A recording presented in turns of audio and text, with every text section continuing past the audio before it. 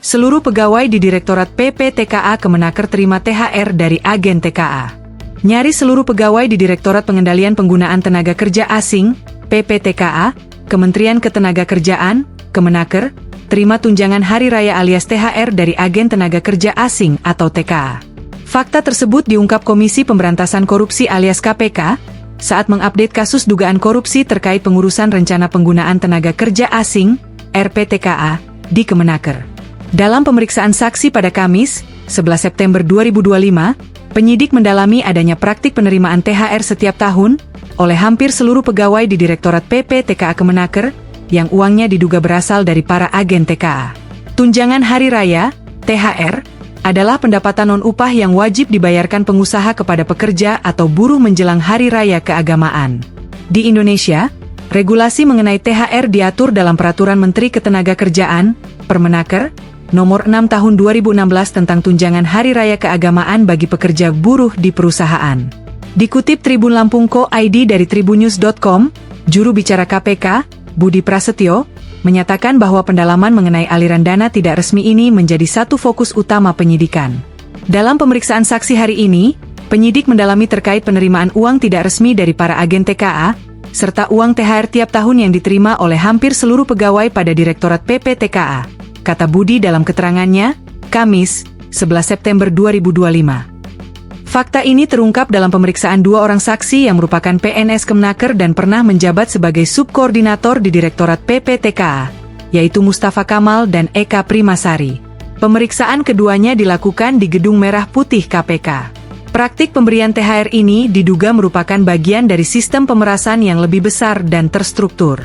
Berdasarkan konstruksi perkara yang diungkap KPK, para pejabat di Kemenaker diduga berhasil mengumpulkan uang pemerasan sedikitnya 53,7 miliar rupiah selama periode 2019-2024. Dari jumlah tersebut, sebagian dibagikan secara rutin setiap 2 minggu kepada sekitar 85 pegawai di lingkungan Direktorat PEPA dengan total mencapai 8,94 miliar rupiah. Selain mendalami aliran dana THR, penyidik juga menelisik pembelian aset-aset oleh para tersangka yang diduga bersumber dari uang haram tersebut. KPK terus berupaya melakukan pemulihan aset recovery, dari hasil kejahatan. Sebelumnya, pada Selasa, 2 September 2025, KPK telah menyita 18 bidang tanah dengan total luas 4,7 hektare di Karanganyar, Jawa Tengah. Aset tersebut diduga milik tersangka Jamal Syodikin, JS, dan mantan Dirjen Bina Penta dan PKK, Haryanto, H, yang sengaja diatasnamakan keluarga dan kerabat untuk menyamarkan kepemilikan. Haryanto sendiri diduga menerima aliran dana terbesar, yakni mencapai 18 miliar rupiah. Hingga saat ini, KPK telah menetapkan 8 orang tersangka dalam kasus ini.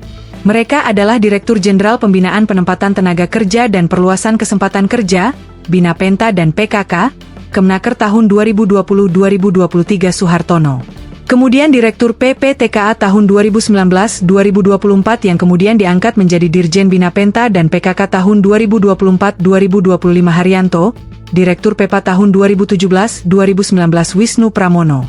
Selanjutnya Koordinator Uji Kelayakan Pengesahan PPTKA tahun 2020 Juli 2024 yang diangkat menjadi Direktur PPTKA 2024-2025 Devi Anggraeni. Kepala Subdirektorat Maritim dan Pertanian Ditjen Bina Penta dan PKK tahun 2019-2021 sekaligus PPTKA tahun 2019-2024 dan Koordinator Bidang Analisis dan Pengendalian Tenaga Kerja Asing Direktorat PPTKA tahun 2021-2025 Gatot Widiartono.